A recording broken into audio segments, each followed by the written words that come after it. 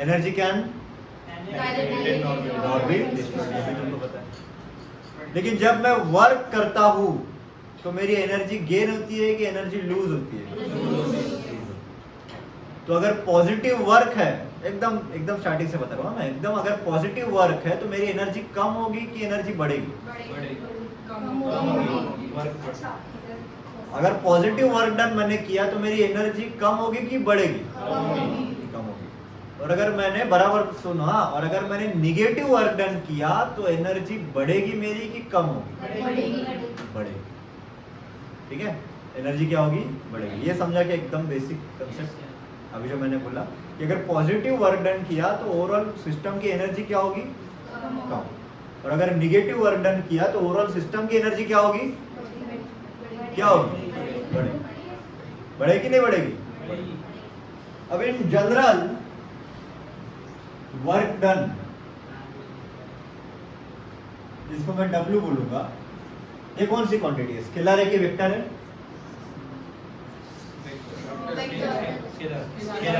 कौन सी क्वांटिटी है? Work done is again a form of energy, तो ये कौन सी क्वांटिटी है? स्केलर। बराबर है। वर्क डन मतलब क्या होता है? अब फोर्स इनटू डिस्प्लेसमेंट नहीं होता, वो तो 8वीं 9वीं के बच्चों के लिए होता था। तुम्हारे लिए वर्क डन मतलब क्या होता है? It is dot product of force and displacement. ये क्या है? Dot product of force and displacement. तो ये फोर्स एक वेक्टर है, डिस्प्लेसमेंट भी क्या है? वेक्टर। तो इन दोनों का डॉट प्रोडक्ट क्या आ जाएगा? वर्क। बराबर है। इसके बाद इसको तुम एक्सपांड कर सकते हो, that is F S cos theta. ये भी क्लियर है? ठीक है। इसका यूनिट क्या होगा वर्क डन का? जल्दी बता दो, यूनिट क्या होगा? Force into displacement. बराबर है। फोर्स मतलब क्या होता है? वर्क डन का यूनिट क्या होना चाहिए? न्यूटन इनटू मीटर, और न्यूटन इनटू मीटर को क्या बोला जाता है? बराबर है। न्यूटन का मुझे डायमेंशन बता दो।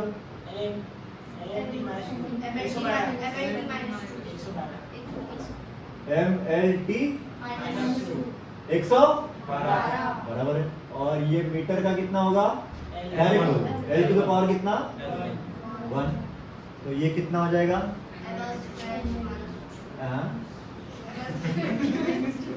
L square T to the power -2। ये हो गया उसका डायमेंशन। बराबर है। ये उसका डायमेंशन हो गया। यही डायमेंशन किसका होगा? यही डायमेंशन और किसका होगा? एनर्जी का भी यही डायमेंशन होगा। यही डायमेंशन और किसका होगा? टॉर्क का भी हो सकता है। यही डायमेंशन काइनेटिक एनर्जी का भी होगा। यही डायमेंशन पोटेंशियल एनर्जी का भी होगा। यही डायमेंशन इलेक्ट्रोस्टैटिक एनर्जी का होगा, मैग्नेटिक एनर्जी का होगा, ग्रेविटेशनल एनर्जी का होगा। जो भी एनर्जी है सबका डायमेंशन क्या होगा? ये होगा। ठीक है, क्लियर है इतना?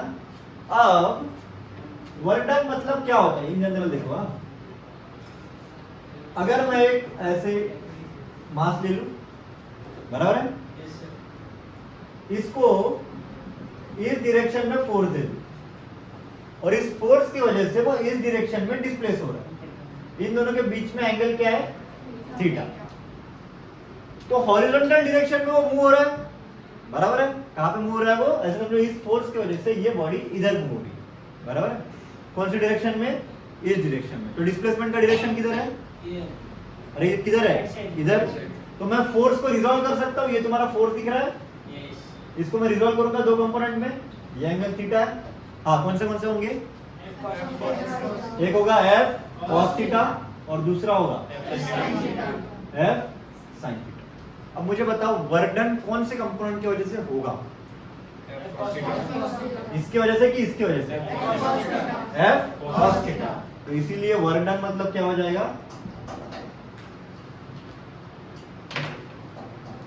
हाँ, वर्क डन मतलब क्या हो जाएगा? F cos theta into x। अब इसको ही थोड़ा अलग वे से भी सोचा जा सकता है। देखो कैसे, सेम चीज। फोर्स इधर है, डिस्प्लेसमेंट इधर है, दोनों के बीच में एंगल कितना है? थीटा। यहां पे मैंने फोर्स के दो कंपोनेंट लिए थे, यहां पे मैं डिस्प्लेसमेंट के दो कंपोनेंट लेता हूं। कैसे देखो, ये एंगल थीटा है, ये एस बार है, तो इधर जाएगा तो क्या हो जाएगा? और इधर जाएगा तो क्या रहेगा? अब मुझे बताओ यहाँ पे वर्क डन किसकी वजह से होगा? देखो मैंने इसमें क्या किया, फोर्स को डिस्प्लेसमेंट की डायरेक्शन में लिया। इस एक्टिविटी में मैं क्या कर रहा हूँ? डिस्प्लेसमेंट को फोर्स के डायरेक्शन में ले रहा हूँ। हाँ, तो फोर्स का डायरेक्शन इधर है, डिस्प्लेसमेंट का कौन सा कंपोनेंट इस डायरेक्शन में, तो इसलिए वर्क डन क्या होगा? F into S cos theta. और यहाँ पे क्या क्या हुआ था?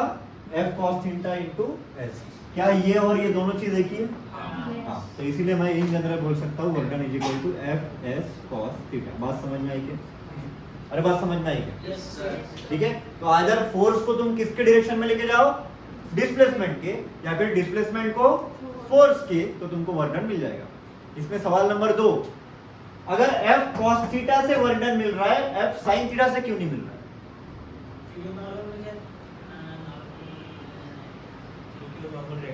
F sin थीटा से वर्क डन क्यों नहीं मिल रहा है? क्योंकि सर स्टेबल है ना ग्रेविटी की वजह से, ब्लॉक हॉरिजॉन्टली वर्टिकली कुछ नहीं हो रहा है। हाँ, लेकिन फोर्स तो लगा है। एमजी से मैनेज हो रहा है, एमजी से मैनेज हो रहा है। डायरेक्शन अलग है तो फ्रिक्शन से डायरेक्ट हो सकता नहीं नहीं, फ्रिक्शन है ही नहीं। अभी फ्रिक्शन की बात ही नहीं कर रहा, जैसे फ्रिक्शनलेस सर्फेस, फ्रिक्शन वगैरह तो बात का चैप्टर है, अभी नहीं। ठीक है, वर्क डन इसीलिए नहीं है, इन जनरल बताता हूँ मैं, क्योंकि डिस्प्लेसमेंट इधर लिया है मैंने। डिस्प्लेसमेंट किधर लिया है? इधर। इस डायरेक्शन में जो फोर्स रहेगा वही वर्क डन करेगा। इसके इधर रहेगा तो भी वर्क डन हो सकता है, लेकिन इस डायरेक्शन के परपेंडिकुलर में कोई फोर्स है, अगर समझो डिस्प्लेसमेंट इधर है, वर्क डन इधर है, सॉरी फोर्स ऐसा लग रहा है, तो वर्क डन होगा क्या? नहीं, क्योंकि डिस्प्लेसमेंट और फोर्स इन दोनों के बीच में एंगल कितना बनेगा? 90। एंगल कितना बनेगा? 90। तो इसीलिए F sin थीटा की वजह से वर्क डन कितना है? अरे वर्क डन कितना है? अब ये बहुत जगह पे होता है, आजू बाजू तुम देखोगे तो बहुत जगह पे होता है। जैसे फॉर एग्जांपल तुमको सर्कुलर मोशन की बात करते हो, थोड़ी बात करेंगे, तुमको मैंने सर्कुलर मोशन अभी तक इंट्रोड्यूस नहीं करवाया है ना। ये सर्कुलर मोशन है, तुमको एक तो पता होगा कि सर्कुलर मोशन में कौन सा फोर्स होता है? Radially inward centripetal. इसका डिस्प्लेसमेंट हर एक पॉइंट पे टैंजेंट लेके दे सकता हूं मैं, तो ये एस बार है, ये सेंट्रीपिटल फोर्स है, इन दोनों के बीच में एंगल कितना है? तो इसीलिए सर्कुलर मोशन में भी वर्क डन होता है क्या? नहीं। सर्कुलर मोशन में वर्क डन होता है क्या? नहीं होता है ना। अरे समझा क्या है ना? अगर ये बॉडी है, ये इधर डिस्प्लेस हो रही है किसी एक फोर्स की वजह से, मैं इसको ऊपर से लगाऊं कुछ भी, तो वर्क डन कितना होगा? 0। वर्क डन कितना होगा? 0। और एक एग्जांपल देता हूं, जैसे फॉर एग्जांपल कुली होता है, कुली होता है ना, तो कुली के सर पे लोड लेके चलता है वो, बराबर है। जो सर के ऊपर लोड है वो किसकी वजह से है? ग्रेविटी की वजह से है, तो उसका डायरेक्शन नीचे है। उस लोड का एक्शन का जो डायरेक्शन है वो क्या है? नीचे। तुम्हारा डिस्प्लेसमेंट नीचे हो रहा है क्या? वो तो हॉरिजॉन्टली चल रहा है। तो ग्रेविटेशनल कंपोनेंट की वजह से उस पुली के जो सर के ऊपर के जो लोड है उसकी वजह से जो वर्क डन होगा वो कितना होगा? 0। वर्क डन कितना होगा? 0। बात समझ में आई क्या? है ना। अब ठीक है, पहले इतना तो थोड़ा बहुत लिख लो क्या क्या लिखा है मैंने। और एक जूल होता है, और तुमको इसका सीजीएस यूनिट पता है ना, 1 joule is equal to 10 to the power 7 erg की टाइम। न्यूटन का क्या होता है? There are 2 types of work या वर्क डन।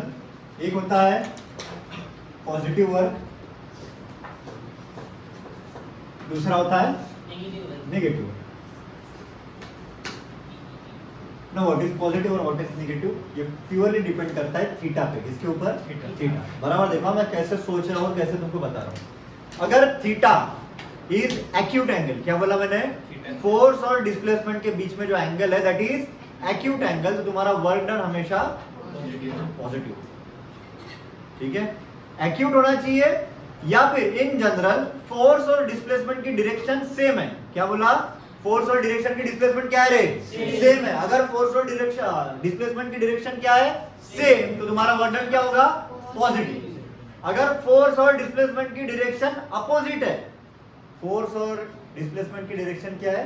अपोजिट है, तो वर्क डन क्या होगा? नेगेटिव। बराबर है, वर्क डन क्या होगा?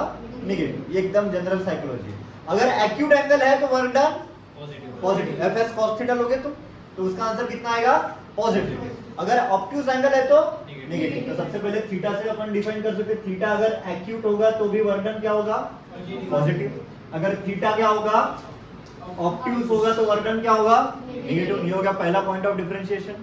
दूसरा, अगर फोर्स मतलब मैं F bar and S bar are in same direction तो भी वर्क डन क्या होगा positive.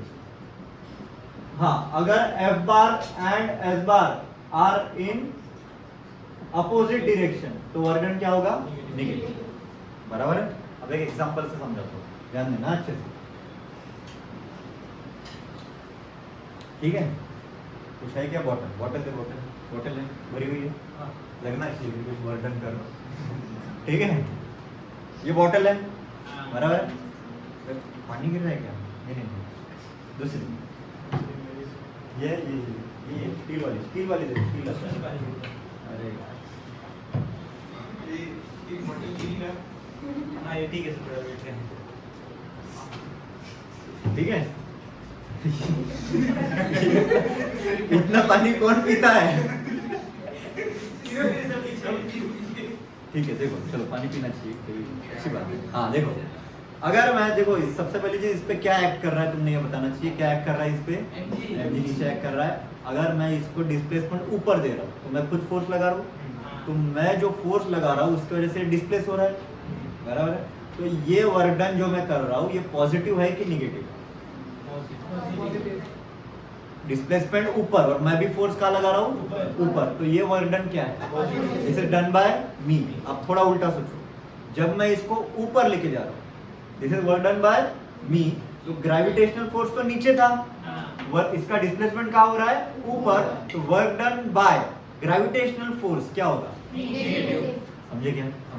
Work done by gravitational force क्या होगा नेगेटिव।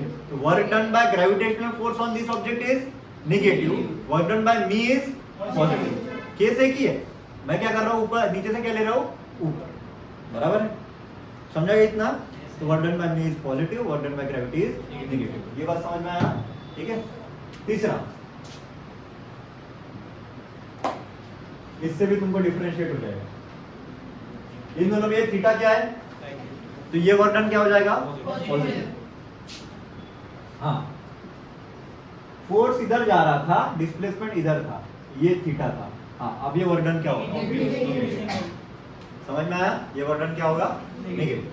इन जनरल तुमको मैं एग्जांपल देता हूँ। लेट से एक फोर्स था 5 न्यूटन का, डिस्प्लेसमेंट हुआ 10 मीटर। कितना डिस्प्लेसमेंट हुआ? 10 मीटर, और थीटा था 120 डिग्री। कितना था थीटा? 120 डिग्री। कितना था? 120 डिग्री। लेट से सेम फोर्स था 5 न्यूटन, डिस्प्लेसमेंट था 10 मीटर, लेकिन थीटा था 60 डिग्री। दोनों भी केस में अपन वर्क डन निकालते हैं। चलो, हाँ, इसमें कैसे निकालेंगे अपन? देखो व्हाट, अच्छा उल्टा हो गया। हाँ ठीक है, तो यहाँ पे कितना 60 और यहाँ पे कितना 120। हाँ जान दो, यहाँ पे कितने निकाल, कैसे निकालेंगे अपन? F S cos theta. हाँ, एफ कितना है 5 10 कॉस 60, कितना आ जाएगा? डायरेक्ट बोलो 25 न्यूटन। हाँ, यहाँ पे वर्क डन कितना आ जाएगा? कितना आ जाएगा? F S cos 120। कॉस 120 कितना होता है? कॉस 120, और ये हो जाएगा माइनस 20। देखो यहाँ पे वर्क डन क्या आ गया? नेगेटिव, और यहाँ पे वर्क डन क्या आ गया? बात क्लियर है? ठीक है। तो ये होता है पॉजिटिव वर्क डन और नेगेटिव वर्क डन। हमेशा याद रखना, वर्क डन अगर पॉजिटिव है मतलब उस सिस्टम की एनर्जी कहीं ना कहीं वो कुछ ओवरकम करने की में लूज हो गई है, कम हो गई है ना। मतलब मुझे यहाँ से ऊपर चीज लेके जाने के लिए पॉजिटिव वर्क डन करना पड़ेगा, बराबर है। अब बराबर सोचो, अगर मैं यहाँ से ये पेन नीचे गिरा दूं ऐसे, बराबर है, तो इसके ऊपर अभी जो वर्क डन हुआ वो पॉजिटिव हुआ कि नेगेटिव हुआ? पॉजिटिव। क्या हुआ? किसने किया? ग्रेविटी। किसने किया? ग्रेविटी, बराबर है। और अगर मैं ऊपर लेके जा रहा हूँ ऑब्जेक्ट को, तो ग्रेविटेशनल फोर्स की वजह से जो वर्क डन हुआ वो क्या हो गया? नेगेटिव, बराबर है। इतना याद रहेगा? ठीक है, लिख लो positive work done. Straight line में नेगेटिव होगा। डिपेंड करता है ना स्ट्रेट लाइन में। अगर डिस्प्लेसमेंट इधर है, फोर्स भी इधर है तो पॉजिटिव, डिस्प्लेसमेंट इधर है लेकिन फोर्स इधर है तो नेगेटिव। मतलब लेट से अगर मैं एक्सेलरेट कर रहा हूं, कार को एक्सेलरेट कर रहा हूं, तो डिस्प्लेसमेंट और फोर्स दोनों एक ही डायरेक्शन में लग रहे होंगे कहीं ना कहीं। अभी उसमें टॉर्क होगा लेकिन जस्ट ठीक है। और अगर मैं ब्रेक्स लगा रहा हूं तो अपोजिशन हो रहा होगा। इसको कितना मीटर लेके गए अपन? 1 मीटर। 1 मीटर। 1 kg कितना फोर्स से लेके गए? अरे कितना फोर्स से लेके गए? 8 न्यूटन के फोर्स से लेके गए। तो यहाँ पे वर्क डन पहला वाला हॉरिजॉन्टल जो वर्क डन होगा वो कितना होगा? फोर्स इनटू डिस्प्लेसमेंट करो मैं, दोनों का डायरेक्शन सेम है तो थीटा 0 बराबर। तो कितना हो जाएगा? 8 न्यूटन इनटू 1 मतलब कितना? 8। लेकिन वहां पे लेके जाने के बाद जैसे बाहुबली उठाया, वो शिवलिंग को उठाया तो कितना वेट लगाना पड़ा, कितना फोर्स लगाना पड़ा होगा उसको? mg। कितना लगाना पड़ा होगा उसको? mg। अरे अभी पिक्चर में उठाते हैं तो कितना हीरो फोर्स कितना लगाता है? mg लगाता है ना। कितना लगाता है? mg लगाता है। mg मतलब उतना ही लगाता होगा बराबर है। तो अब यहाँ पे ब्लॉक आने के बाद हमने क्या किया? इसको ऊपर उठाया। कितना हाइट से उठाया? 2 मीटर। उठाने के लिए फोर्स भी उसी डायरेक्शन में लगाया। तो यहाँ पे वर्क डन वर्टिकल कितना होगा? Force into displacement. फोर्स कितना लगाना पड़ा? 10 mg। 10 और हाइट mgh हो जाएगा ये। m कितना है? 1। g कितना है? 10। और हाइट कितना? 2। तो कितना हो गया? 22। तो इसीलिए टोटल वर्क डन कितना हो जाएगा? मैं बताओ यार, टोटल वर्क डन कितना हो जाएगा? ये प्लस ये कितना? समझे? वर्क डन मतलब क्या होता है? F बार डॉट S बार, मतलब ये होता है F S cos थीटा। सबसे पहली चीज, अगर वर्क डन 0 है तो वो 0 होने के चांसेस कब कब आते हैं बताओ? एक तो अगर थीटा क्या होगा? 90 होगा। अगर फोर्स और डायरेक्शन ऑफ डिस्प्लेसमेंट दोनों अपोजिट है तो वर्क डन कितना होगा? 0। दूसरा है कि अब मैं यहाँ पे फोर्स तो लगा रहा हूँ, यहाँ पे ऐसा फोर्स तो लगा रहा हूँ लेकिन बॉडी डिस्प्लेस ही ना हो। बॉडी डिस्प्लेस ना हो मतलब डिस्प्लेसमेंट कितना हो जाएगा? 0। और उस केस में भी वर्क डन कितना होगा? 0। फॉर एग्जाम्पल एक क्रेन है, ठीक है, एक क्रेन ने एक लोड को पकड़ा, ऊपर तक लेके गया और वहीं पे रख दिया। अब जितना समय उसने उसको वहां पर होल्ड किया, उसी पोजीशन में होल्ड किया, उतना समय क्रेन की वजह से या फिर क्रेन को वर्क डन करना पड़ा क्या एक्चुअल में? नहीं, क्योंकि डिस्प्लेसमेंट कितना हुआ? 0। फोर्स भले उसने कैरी, एक पुलिंग फोर्स तो लगाया होगा, ठीक है, एक सेक्शन लगाया होगा, उसको होल्ड करने के लिए कुछ फोर्स लगाया होगा, लेकिन डिस्प्लेसमेंट कितना है? 0। इसलिए वर्क डन कितना है? 0। बराबर है। तो अगर नहीं तो फिर फोर्स ही नहीं लगाया तो डिस्प्लेसमेंट होगा क्या और वर्क डन होगा क्या? तो देयर आर 3 केसेस। एक तो 90 डिग्री होना तो भी वर्क डन कितना होगा? 0। डिस्प्लेसमेंट अगर 0 हुआ तो 0, बराबर है। फोर्स अगर 0 हुआ तो 0, तो भी वर्क डन कितना रहेगा तुम्हारे सिस्टम पे? 0, बराबर। अब ऐसे समझो कि एक पार्टिकल है, ठीक है, बराबर। देखो हाँ क्या बोलता हूं, एक 5i cap plus 3j cap plus 4k cap, मुझे बताओ ये कांस्टेंट फोर्स है कि वेरिएबल फोर्स है? ये क्या है? ये कौन सा फोर्स है? कांस्टेंट फोर्स है कि अभी एकदम फिजिक्स बता दिया तो अभी एक्सपेरिमेंट बता रहा था तो मजा आ रहा था। ये कौन सा फोर्स है? कांस्टेंट। यहाँ पे देखो ना 5i cap 3j cap 4k, इसका मैग्नीट्यूड निकालो, under root of 5 square plus 3 square plus 4 square, कितना आएगा? 50। 5√2 आएगा, बराबर है। वो कांस्टेंट है कि वेरिएबल है? कांस्टेंट। ये कांस्टेंट फोर्स है। ऐसे सोचो कि इस कांस्टेंट फोर्स की वजह से एक पार्टिकल, एक पोजीशन है x, इसको मैं बोल देता हूँ S1, ठीक है, यहाँ से ऐसे ऐसे ऐसे ऐसे ऐसे ऐसे गया और यहाँ तक पहुंचा, पॉइंट S2, समझा क्या? बराबर। देखो अभी मेन मैथमेटिक्स वाले बात पे बात कर रहे थे। ये हो गया 1 2 3, इसके कोऑर्डिनेट्स कितने हैं? 1 2 3, और ये यहाँ से लेके यहाँ पे शिफ्ट हो गया। कहाँ पे शिफ्ट हो गया? लेट से इसको मैं बोल देता हूँ 4 5 एंड 8, यहाँ पे शिफ्ट हो गया। तो टोटल डिस्प्लेसमेंट कितना हुआ?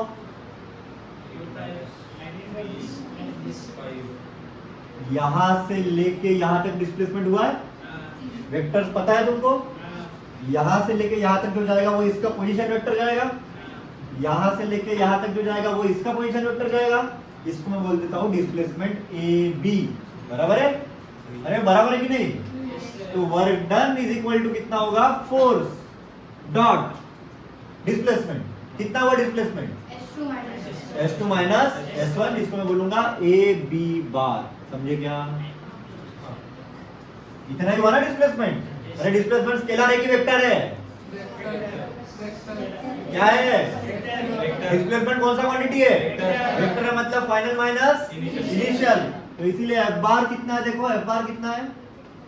5i plus 3j plus 4k dot. हाँ, ये वेक्टर बनाकर आता है कि तुमको बनाना है ए बी बार। कैसे बनाओगे? x2 माइनस x1, 4 माइनस 1 कितना हो जाएगा? 3i क्या प्लस, हाँ कितना आ जाएगा? 3j क्या प्लस कितना हो जाएगा? 5k क्या। बराबर है? करो डॉट प्रोडक्ट। आता है कि डॉट प्रोडक्ट करना? हाँ जल्दी से बोलो कितना हो जाएगा? 5 3 का 15, हाँ 3 3 का 9 और 20। तो ये कितना हो जाएगा? 44 जूल। तो इतना वर्क डन हुआ है। समझे क्या? समझ में आया? तो ऐसे this is by constant force. Variable force है क्या ये? नहीं, this is by constant force. तो कांस्टेंट फोर्स से, बराबर समझो, हाँ कांस्टेंट फोर्स से जो वर्क डन होगा it is purely path dependent की पाथ इंडिपेंडेंट? डिपेंडेंट की इंडिपेंडेंट? इंडिपेंडेंट। क्यों? क्योंकि डिस्प्लेसमेंट खुद ही पाथ डिपेंडेंट होता है क्या? डिस्प्लेसमेंट क्या होता है? Path independent. It only depends on the final position minus initial position. बराबर है? तो this is path independent. This is path independent. बात समझ में आया? अब पट से एक क्वेश्चन करो। फोर्स है यो और बॉडी डिस्प्लेस हो रही है 2, -3, -1 to 1, 4, 9। मास कितना दिया है? 10 kg। हाँ, और फोर्स दिया है 5 न्यूटन। हाँ, वेलोसिटी 2 मीटर पर सेकेंड। Time 60 second. बराबर है? चलो फटाफट लगाओ। वर्क डन मतलब क्या होता है? जल्दी force into displacement. Force into displacement. Constant velocity है तो डिस्प्लेसमेंट मतलब वेलोसिटी इनटू टाइम। सिंपल है। कांस्टेंट अगर वेलोसिटी है तो डिस्प्लेसमेंट मतलब क्या? Velocity into time. भाई फोर्स कितना है? 5, वेलोसिटी कितना है? 2, 60। तो ये कितना हो जाएगा? 600। समझे? अगर मैं ग्राफ्स के बारे में बात करूं तो जब मैं दो चीजों को मल्टीप्लाई कर रहा हूं तो आ जाता है एरिया। क्या आता है? एरिया। अगर मैं लेंथ इनटू ब्रेड्थ कर दूं क्या आ जाएगा तुम्हारा? एरिया आएगा। मतलब अगर तुमको ग्राफ दिया है, किसका ग्राफ दिया है तुमको? अगर ग्राफ दिया है इधर और इधर, इधर ग्राफ दिया है तुम्हारा फोर्स और इधर क्या ग्राफ दिया है तुम्हारा? डिस्प्लेसमेंट। क्या डिस्प्लेसमेंट नेगेटिव हो सकता है? हाँ, डिस्प्लेसमेंट नेगेटिव हो सकता है। जी हाँ, बराबर है। ठीक है, तो फोर्स इनटू डिस्प्लेसमेंट। लेट से अगर ये 10 है तो इससे मुझे बताओ इस केस में वेरिएबल फोर्स है कि कांस्टेंट फोर्स है? कौन सा फोर्स है? कांस्टेंट। कौन सा फोर्स है ये? कांस्टेंट। और ये displacement let say this is 10 Newton and this is 30 metre. कितना है? 30 मीटर। तो फोर्स 10 न्यूटन कंटिन्यूअसली लगा कितने डिस्टेंस तक? 30 मीटर तक। तो इसके अंदर जो भी एरिया आएगा, जो भी एरिया आएगा इसके अंदर, कितना आएगा एरिया? ये स्क्वायर है, सॉरी रेक्टेंगल है, तो रेक्टेंगल का एरिया कितना होता है? Length into breadth. लेंथ कितनी है? 30 और ब्रेड्थ कितना है? 10। तो 30 × 10 कितना होगा? ये हो गया वर्क। अब तो ये मैं एकदम छोटी बात बता रहा हूँ। कहीं कैसा भी फोर्स हो सकता है, ठीक है? कैसा भी फोर्स हो सकता है। लेट से एक फोर्स है, बराबर देखो क्या बोल रहा हूँ। That force is variable. वो क्या है? वेरिएबल फोर्स है and that force is equal to X, X मतलब डिस्प्लेसमेंट फ्रॉम मीन पोजीशन, ठीक है। अगर मैं F is equal to X है तो ये फोर्स है और ये क्या है एक्स एक्सिस, तो ये जो लाइन तुमको y is equal to X line पता है क्या? हाँ y is equal to X line जो है वो origin। यहाँ से ऐसे ऊपर जाती है, हाँ। बराबर। तो y is equal to X, और ये हम कल और परसों दोनों दिन पढ़े थे अपन ने, ठीक है। तो y is equal to X line है, बराबर। पेन भेजेंगे, वीआईपी ट्रीटमेंट सब बोल रहे कि सर के लिए अच्छे पेन लेके जाओ। मैं भी मायूस हुआ आपकी तरह लेकिन क्या करें, दिल दुखा है लेकिन टूटा तो नहीं है, और उम्मीद का दामन छूटा तो नहीं। वाह, ठीक है, क्या बात, मस्त दिन चल रहा है, ठीक है। अभी मेरे को वापस रिकॉर्डिंग में इसने इंटरफेयर कर दिया, वापस कट करना पड़ेगा इसको, तो पहले कट करूंगा तो y is equal to X line है, x इज इक्वल टू 0 से x is equal to 9 metre है, तो ये इतना तुम्हारा वर्क डन हो जाएगा, ठीक है। ये जो है ये एरिया तुम्हारा वर्क डन हो जाएगा। अब ये एरिया निकालने के लिए तुमको दो मैथमेटिक टूल्स पता है, एक तो है ये ट्रायंगल है, ट्रायंगल है तो फिर इसका वर्क डन कैसे निकालेगा, हाफ इनटू ये बेस इनटू ये हाइट। अब देखो यहाँ पर अगर x 9 है तो फोर्स भी कितना रहेगा, 9। ये बात समझ में आ रही है, फोर्स भी कितना रहेगा यहाँ पे 9, ठीक है। तो हाफ इंटू 9 इंटू 9, तो ये कितना हो जाएगा 9 9 81 81 मतलब 40.5। ये एक टेक्निक हो गई, याद रखना ये हो गया एक मेथड, बराबर समझना, दोनों मेथड बता रहा हूँ, ये हो गया एक मेथड। इसमें कि फोर्स कांस्टेंट था कि वेरिएबल था, वेरिएबल था। देखिए मैंने ग्राफ ड्रॉ किया और ग्राफ ड्रॉ करने के बाद मुझे पता चला ये ट्रायंगल है, और अरे ट्रायंगल है तो मेरे पास half into base into height लगा के मैंने एरिया निकाल लिया। दूसरा है that is by using integration. अब कैसे, अभी तक अपन ने पढ़ा है इंटीग्रेशन मतलब क्या होता है, अपना वर्क डन मतलब क्या होता है, integration of f dot dx dy dz कुछ है क्या यहाँ पे, नहीं, तो f डॉट क्या हो जाएगा dx। हाँ मुझे बताओ x कहां से कहां तक जा रहा है, 0 से 9, कहां से कहां तक जा रहा है, 0 से 9, बराबर समझना। ये एक मेथड मैंने पढ़ा दिया है तुमको, इसमें मैंने ग्राफ निकाला, मुझे पता चला वो ट्रायंगल था, मैंने उसका एरिया निकाला, मुझे वर्क डन पता चल गया। इतना क्लियर है, ठीक है। अब मैं नेक्स्ट मेथड में ट्रायंगल के हिसाब से कर रहा हूं क्या, नहीं, मैं यहाँ पे लगा रहा हूं इंटीग्रेशन, और वो भी कौन सा इंटीग्रेशन, डेफिनाइट इंटीग्रेशन। जब मैं dx की बात करता हूं तो मैं लिमिट्स की बात करता हूं x की, जब मैं dy की बात करूंगा तो मैं लिमिट्स की बात करूंगा y की, और जब मैं dz की बात करूंगा तो मैं लिमिट्स की बात करूंगा z की। अब मैं किसकी लिमिट्स की बात करूंगा, x, क्योंकि मैं यहाँ पे क्या लिया dx, क्योंकि ये 2 डायमेंशनल है, इन शॉर्ट, ठीक है। x की लिमिट्स कहां से कहां पे जा रही है, 0 से 9, यहां से यहां तक फोर्स कैसे वेरी कर रहा है, F is equal to X है ना, फोर्स ऐसे वेरी कर रहा है F is equal to X, तो 0 to 9 F is equal to X dx, ये समझ में आ रहा है सबको, इज इक्वल टू, हाँ x dx का इंटीग्रेशन क्या होता है, कितना होता है x स्क्वायर बाय 2, कहां से कहां तक, 0 से 9, 1/2 बाहर ले लेंगे चुपचाप, हाँ ये कितना हो जाएगा 9 का स्क्वायर माइनस 0 मतलब 81, मतलब आंसर कितना आ गया, और यहाँ पे भी कितना आया था 40, दोनों में सेम आया। क्यों सेम आया, क्योंकि ट्रायंगल है, लेकिन दोनों का मेथड अलग है। अब ये मेथड कब काम आएगी, ये मेथड तब काम आएगी जब लीनियर ग्राफ ना हो, मतलब कल जाकर, यहाँ पे बना देता हूँ, कल जाकर तुम्हारा फोर्स लेट से यो ऐसे वेरी हो रहा है, तो ये ट्रायंगल, इसका एरिया निकाल पाओगे क्या तुम, नहीं, लेकिन इंटीग्रेशन से निकाल सकते हो, और यही इंटीग्रेशन की खास बात है, इंटीग्रेशन से मैं एरिया निकाल सकता हूँ। एक छोटा सा नमूना बताता हूँ तुमको, ध्यान दें, हाँ ऐसे समझो, ये एक साइन कर्व है, साइन कर्व ही है ये, ठीक है। जो फोर्स है तुम्हारा साइन x के हिसाब से वेरी कर रहा है, ये वेरिएबल फोर्स है कि कांस्टेंट फोर्स है, वेरिएबल फोर्स है, कैसे वेरी कर रहा है वो, साइन x, ठीक है। मैं यहां से लेके यहां तक एक छोटी सी स्ट्रिप लूंगा जिसको मैं बोलूंगा dx, और इसको इंटीग्रेट करूंगा तो मैं पूरा एरिया मिल जाएगा मुझे, और ये पूरा एरिया मतलब ही क्या होगा रे, work. x is equal to 0, तुमको बताओ साइन 0 कब होता है? 180 पे। तो ये 0 होगा, ये कितना होगा? पाई। पाई मतलब 3.14, मतलब डिस्प्लेसमेंट 0 से 3.14 जा रहा है, बराबर है? ठीक है, तो इस केस में वर्क डन कितना होगा वो भी देख लेते हैं हम। इस केस में वर्क डन होगा, work done is equal to integration, limits कहां से कहां पे जाएगा? 0 से पाई जाएगा। ये बात समझ में आ रहा है? 0 से कहां तक जा रहा है? पाई। ये x की लिमिट्स हो गई, ठीक है? f dx is equal to integration 0 to pi. f कितना है? sin x dx। हाँ जी, मुझे बता दो sin x का इंटीग्रेशन कितना होता है? कितना होता है? cos x की माइनस cos x कितना होता है? नहीं cos x cos x minus क्या होता है?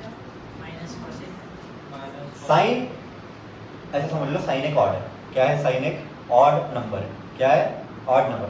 जो मैं तुम्हारे दिमाग में फिट कर रहा हूँ अभी कोड, वो याद रखना।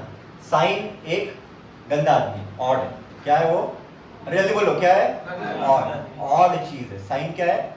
ऑड चीज। मतलब दिमाग में जाता है कि तुम्हारे ऑड मतलब ऐसे कुछ ऐसा ऑड, और इवन मतलब इवन, है ना? तो ऑड मतलब समझ में आता है ना तुमको? ऑड मतलब गद्दा, ऑड मतलब दाग, है ना? वाहियात, वाइट। ऑड मतलब बैटमैन, ठीक है? तो ऑड है। जब भी ऑड आया तो माइनस आना चाहिए, क्योंकि माइनस भी ऑड ही है। माइनस मतलब प्लस, मतलब यस प्लस पॉजिटिव, माइनस मतलब नेगेटिव, बराबर है? तो साइन का इंटीग्रेशन ऑड है, इसीलिए आगे माइनस आता है। ये एक चीज से बाकी सारी चीजें लिंक होती है, बताता हूँ। साइन का इंटीग्रेशन, साइन ऑड है इसलिए उसके बाद क्या लगेगा? माइनस। तो साइन का एक्चुअल में कितना होना चाहिए? cos x, लेकिन आएगा क्या? Minus cos x। तो इसलिए cos क्या होगा फिर? इवन। तो cos का इंटीग्रेशन क्या आएगा फिर? sin x। लगेगा क्या? माइनस लगेगा क्या उसमें? नहीं। समझा? ठीक है, तो इंटीग्रेशन ऑफ sin x क्या आएगा अभी? Minus cos x। याद रहेगा क्या? 0 टू पाई, माइनस बाहर निकाल लो, ये बचेगा cos x 0 to pi minus, हाँ cos पाई आएगा पहले, माइनस cos 0 माइनस cos पाई कितना? माइनस 1, बराबर है? माइनस 2 और ये 2, तो 2 जूल्स इतना ये वर्क डन हुआ है ना? तो वर्क डन कितना हो जाएगा? वर्क डन मतलब ट्रेपेजियम का एरिया, ध्यान देना अच्छे से इधर। हाँ, ट्रेपेजियम का एरिया कितना आएगा? Half into sum of length of, पूरा फॉर्मूला लिख के दे रहा हूँ, पैरेलल साइड्स इनटू हाइट, बराबर है? हाफ इनटू, हाँ ये एक पैरेलल साइड है और ये एक पैरेलल साइड है। ये पैरेलल साइड की लेंथ क्या है? 4, और ये कितना है? ऊपर कितना है? 2 इनटू हाइट कितना है? 5, तो इसीलिए कितना हो जाएगा? 50।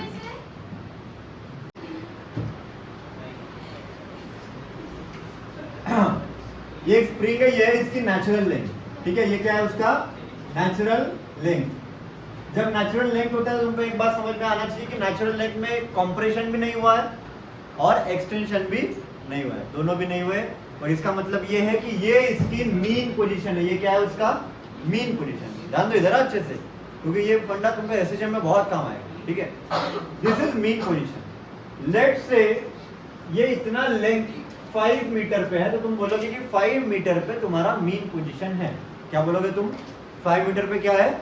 Mean position. अब अगर मैंने यहां से एक्सटेंड किया, मतलब मीन पोजीशन से ये आगे जाएगा कि पीछे जाएगा? स्प्रिंग जो है वो आगे डिस्प्लेस होगा कि पीछे होगा? आगे। तो मीन पोजीशन से अगर आगे जा रहा है तो दैट इज पॉजिटिव डिस्प्लेसमेंट। वो क्या होता है? पॉजिटिव डिस्प्लेसमेंट, क्योंकि इस डायरेक्शन में जा रहा है। मतलब लेट्स से दिस वन,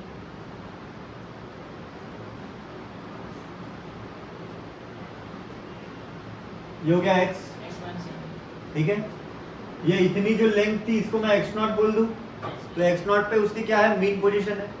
अगर मैं उसको इधर खींच रहा हूं x डिस्टेंस है, तो अब मैं बोलूंगा कि my spring is getting displaced by amount x, but in positive direction. That means कि x मेरा इस केस में क्या है? पॉजिटिव। इतनी बात समझ में आई? यहाँ तक बात समझ में आई कि स्प्रिंग को मैंने एक्सटेंड किया। एक्सटेंड किया मतलब मैं उसको कौन सा डिस्प्लेसमेंट दे रहा हूँ? पॉजिटिव कि निगेटिव? तो निगेटिव डिस्प्लेसमेंट कब होगा? जब मैं क्या करूंगा? उसको कंप्रेस करूंगा। तो इस पोजीशन से वो किधर जा रहा है, लेफ्ट में जा रहा है। तो लेफ्ट में अगर मीन पोजीशन के लेफ्ट में जा रहा है तो that is negative displacement, mean position के राइट में जा रहा है तो दैट इज पॉजिटिव डिस्प्लेसमेंट। इतना क्लियर है, ठीक है। अब जो तुम्हारा फोर्स होता है स्प्रिंग के केस में that is directly proportional to X. ये भी अपन ने देखा है कि फोर्स क्या होता है, डायरेक्टली प्रोपोर्शनल टू क्या होता है, एक्स। और एफ की वैल्यू कितनी होती है, माइनस के इंटू एक्स। ये चीज अपन ने बताई थी एनएलएम में, है ना। एफ इज इक्वल टू कितना होता है, माइनस के इंटू एक्स, वेयर के इज स्प्रिंग कांस्टेंट। अलग अलग स्प्रिंग के लिए अलग अलग स्प्रिंग कांस्टेंट होता है, ठीक है। अगर ये एक्स पॉजिटिव रहा, अभी देखो हाँ, एक डायरेक्शन अपन फिक्स कर लेंगे। कोई भी चीज अगर इधर जा रही है तो उसको मैं पॉजिटिव बोलूंगा, कोई भी चीज इधर जा रही है तो उसको मैं क्या बोलूंगा, निगेटिव, ठीक है। अब मैंने मीन पोजीशन से इसको इधर खींचा तो मेरा एक्स क्या हो गया, पॉजिटिव। अब जब मैंने इसको इधर खींचा तो एफ इज इक्वल टू कितना है, माइनस के इंटू एक्स, ठीक है। बराबर देखना, एफ इज इक्वल टू कितना है, माइनस के इंटू एक्स। मतलब एफ का अगर मैं डायरेक्शन लूं तो वो एक्स के डायरेक्शन के साथ होगा कि अपोजिट होगा। देखो ना इक्वेशन क्या बोल रहा है, F bar is equal to कितना है, माइनस के इंटू एक्स बार। तो वो डिस्प्लेसमेंट के साथ होगा कि अपोजिट होगा, पीछे ध्यान दो इधर, क्या होगा, अपोजिट। मतलब एक्स बार अगर पॉजिटिव है तो एफ क्या होगा, अगर तुम ओवरऑल लॉजिकली भी सोचो तो अगर मैं स्प्रिंग को खींच रहा हूँ, एक्सटेंड कर रहा हूँ, तो फोर्स मुझे इधर खींचेगा कि इधर खींचेगा, स्प्रिंग फोर्स किधर लगेगा, इधर। इतना बात समझ में आया। तो अगर एक्स पॉजिटिव है तो तेरा एफ बार का जो डायरेक्शन है वो इधर है। इतना समझा क्या, अरे इतना समझ में आया क्या, एफ बार का डायरेक्शन क्या है, अपोजिट में, ठीक है। तो अगर मैं इसके वर्क डन की बात करूं, मुझे बताओ अब ये वर्क डन निकालते समय ये कांस्टेंट वाला फोर्स वाला वर्क डन निकालेंगे कि वेरिएबल निकालेंगे, वेरिएबल, क्योंकि फोर्स क्या है, वेरिएबल। तो यहाँ पे इंटीग्रेशन आएगा कि नहीं आएगा, अरे इंटीग्रेशन आएगा कि नहीं आएगा, आएगा इंटीग्रेशन, बराबर है। हाँ ध्यान देना इधर, वर्क डन मतलब क्या होता है, फोर्स इनटू डिस्प्लेसमेंट बोल दूं मैं, अरे बोल दूं ना, work done is equal to कितना हो जाएगा, सॉरी ये छोटा सा वर्क डन होगा डी डब्ल्यू। अब ध्यान दो, मैंने क्या किया, ये वर्क डन निकालने के लिए पहले तो एक्स से डिस्प्लेस किया, ये होने के बाद उसके अंदर कुछ फोर्स आएगा। अगर मैं एक्स इतने अमाउंट से स्प्रिंग को मीन पोजीशन से डिस्प्लेस करता तो उसमें फोर्स कितना जनरेट होगा, इतना। ये बात क्लियर है क्या, अगर मैं एक्स डिस्प्लेसमेंट देता हूं तो इसमें फोर्स इतना जनरेट होगा, ये क्लियर है। अब इसके बाद मैंने छोटा सा डिस्प्लेसमेंट दिया इसको dx, कितना दिया, dx, तो उसमें कुछ वर्क डन होगा। उस वर्क डन को मैं बोलूंगा dw, क्या बोलूंगा रे, dw मतलब क्या, बराबर देखना, ये dw क्लियर होना चाहिए। dw मतलब मैंने स्प्रिंग को मीन पोजीशन से x डिस्प्लेस किया तो उसमें फोर्स जनरेट हुआ, रिस्टोरिंग फोर्स जिसको अपन बोलते हैं, है ना। वो फोर्स कितना जनरेट हुआ, माइनस के इंटू एक्स। माइनस क्या डिनोट करता है कि अगर एक्स पॉजिटिव है तो फोर्स क्या है, निगेटिव। क्लियर इतना, माइनस का डिनोट करता है उसका डायरेक्शन, अगर एक्स पॉजिटिव तो एफ क्या, निगेटिव। हमेशा याद रखना, जो रिस्टोरिंग फोर्स होता है स्प्रिंग का, it is always directed towards mean position. मतलब अगर तुम उसको कॉम्प्रेस करोगे, ये स्प्रिंग है, इसको तुम कॉम्प्रेस करोगे तो इसका फोर्स किधर रहेगा, फिर इधर। और इसको एक्सपांड करोगे, एक्सटेंड करोगे तो इसका फोर्स किधर रहेगा, क्योंकि मीन पोजीशन कहाँ पे है, बीच में। बराबर देखना,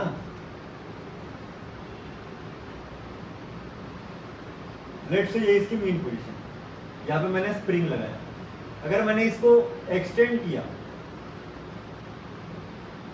यहाँ पे देखिए यहाँ पे मास लगा हुआ है, तो मुझे बताओ अब इसके ऊपर, इस मास के ऊपर जो फोर्स एक्ट करेगा वो किधर रहेगा, एक्सटेंड किया तो इसके ऊपर जो फोर्स लगेगा, स्प्रिंग फोर्स, वो किधर रहेगा, इधर रहेगा। ये मीन पोजीशन है तो किधर हुआ, टुवर्ड्स मीन पोजीशन। अगर मैं इसको कॉम्प्रेस करता हूं ऐसे, तो अब बताओ मुझे कहां पे रहेगा फोर्स, इधर।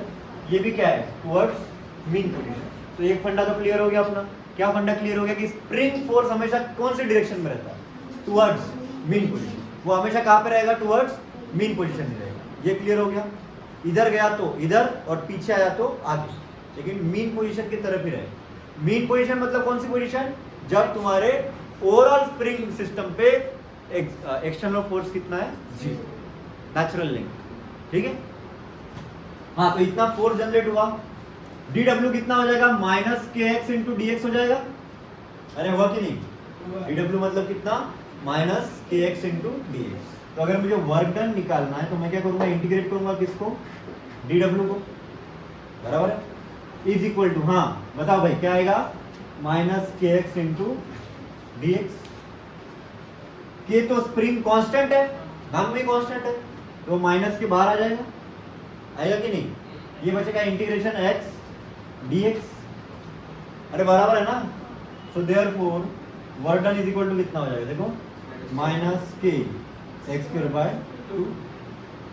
सर तुम बोलोगे सर यहाँ पे अपने प्लस सी भी लगाना चाहिए, अरे लगाना चाहिए कि नहीं? इंडिफरेंट इंटीग्रेशन है ना, क्या लगाना चाहिए? प्लस सी। अब मुझे बताओ, जब डिस्प्लेसमेंट 0 था, क्या था? डिस्प्लेसमेंट 0, मतलब तुम्हारी स्प्रिंग उसके नेचुरल लेंथ में थी। अगर नेचुरल लेंथ में है तो नेचुरल लेंथ में लाने के लिए कभी वर्क डन करना पड़ता है क्या? नहीं। तो जब x इज इक्वल टू 0 है तो w भी कितना है? ये पुट कर दो इस इक्वेशन में, x की वैल्यू 0, w भी 0, तो c भी कितना? तो c भी कितना हो जाएगा? तो इसीलिए ये एक्सप्रेशन अभी क्या बन गया तुम्हारा? Work done is equal to minus half K X. इतना वर्क डन तुम्हारे स्प्रिंग में रहेगा। कितना रहेगा? Minus half K X square. अब वर्क डन निगेटिव क्यों है? और हमेशा ही निगेटिव आ रहा है। क्यों निगेटिव आ रहा है? क्योंकि हमेशा फोर्स और डिस्प्लेसमेंट इसकी डायरेक्शन अपोजिट है, और जब भी फोर्स और डिस्प्लेसमेंट की डायरेक्शन अपोजिट है मतलब वर्क डन क्या आएगा तुम्हारा? नेगेटिव। तो इसीलिए तुम्हारा वर्क डन यहाँ पे हमेशा क्या आ रहा है? नेगेटिव, क्योंकि फोर्स और डिस्प्लेसमेंट दोनों की डायरेक्शन क्या है? स्प्रिंग में अपोजिट। अगर तुम एक्सटेंड करोगे तो डिस्प्लेसमेंट पॉजिटिव हुआ लेकिन फोर्स क्या हुआ? नेगेटिव। अगर तुम कंप्रेस करोगे तो डिस्प्लेसमेंट नेगेटिव हुआ और फोर्स क्या हुआ? पॉजिटिव। अरे कंप्रेशन का समझ में आ रहा है ना तुमको? यहाँ पे मीन पोजीशन से डिस्प्लेस इधर हुआ है तो तुम्हारा x क्या है? नेगेटिव, लेकिन f क्या है? पॉजिटिव। मैंने पहले ही बताया, इस डायरेक्शन में जो भी जाएगा वो क्या रहेगा? पॉजिटिव, और इस डायरेक्शन में जो भी जाएगा वो क्या रहेगा? नेगेटिव। तो जब मैंने कंप्रेस किया तो डिस्प्लेसमेंट क्या हुआ? नेगेटिव, और फोर्स क्या हुआ है? पॉजिटिव।